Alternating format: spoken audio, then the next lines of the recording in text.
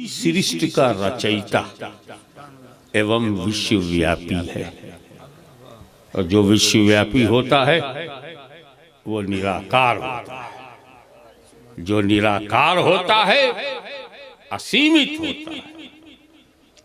जो असीमित होता है वो अनंत होता है। हम हैं अंत, वो अनंत। हम हैं सीमित, वो असीमित। हम हैं आकार, वो है निराकार। और आकारों में सबसे महत्वपूर्ण आकार मनुष्य है। जितने भी दुनिया में आकार हैं,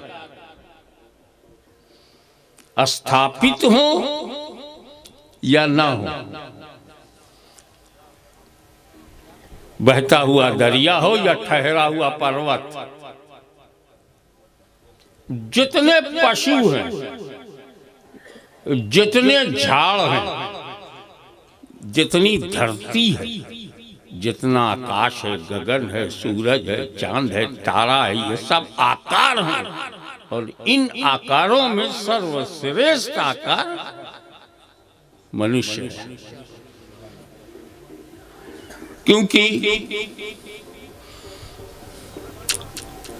हम आदमी हैं। और आदमी वो है जो आदम की औलाद हो। जो आदम की औलाद नहीं वो आदमी नहीं।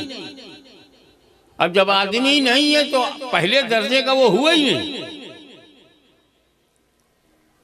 इसीलिए मालिक ने पैगंबरों को आदमियों में भेजा, फरिश्तों को नबी नहीं बनाया, आदमियों में नबी बनाया। लक़द मन्नल्लाहु अलल मुमिनीना इज़ बअसा फ़ीहिम रसूला मिन अनफुसिहिम। मानव जाति ही को प्रॉफिट बनाया, मैसेंजर ऑफ गॉड बना, फरिश्ते नहीं। अशरफुल मखलूकात मनुष्य है। सारी रचनाओं में सर्वश्रेष्ठ रचना मनुष्य है। तो जब सर्वश्रेष्ठ हम ही हैं तो छोटी रचना के आगे काहे समर्पण करें? अपना स्थान पहचानो। तुम्हें मनुष्य बनाया गया है। तुम पर्वत से महान हो।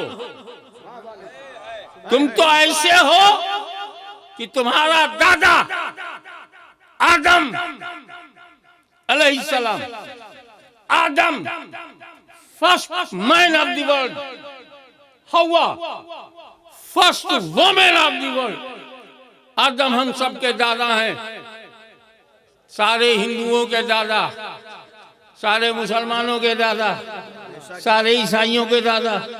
जो ईश्वर को माने उसके भी दादा, जो ना माने उसके भी दादा। हमें जब बाप दादा एक है तो तुम आपस में झगड़ा क्यों करते हो?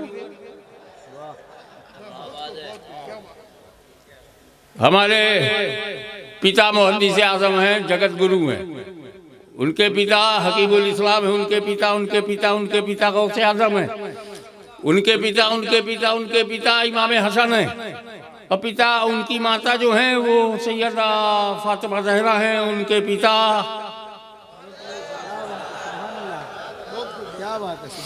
उनके पिता अब्दुल्ला, उनके पिता अब्दुल मुत्तलिब है। और पिता के पिता के पिता पिता के आदम हैं। तो जितने दुनिया में मनुष्य हैं सबके दादा आदम। जितने वे तुम किसी को महापुरुष कहो, वो किसी को महापुरुष कहे, वो इनको महापुरुष कहें, स्वतंत्र रहो यार। लेकिन इतना तो मानना ही पड़ेगा कि जितने भी महापुरुष कहलाते हैं सब आदम की औलाद हैं। तो मोहम्मद मुसलमानों में, राम हिंदुओं में, कृष्ण किसकी औलाद है? आदम की। तो सबका पूर्वज कौन है? आदम है।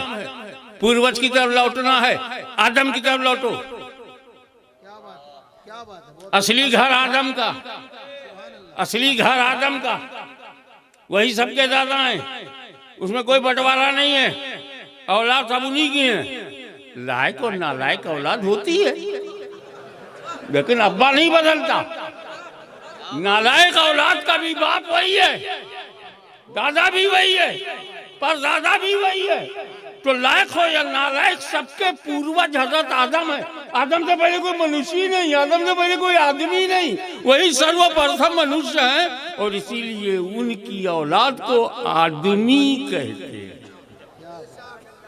और तुम इतने सर्वश्रेष्ठ, इतने महान हो कि आदम हम सबके बाप, हिंदू मुस्लिम सिख ईसाई सबके बाप, समझ रहे हैं आप? सबके बाप आदम अलैहिस्सलाम।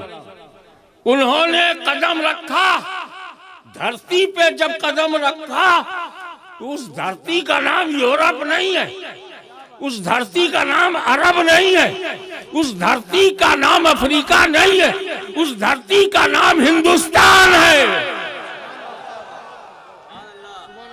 वाह वाह।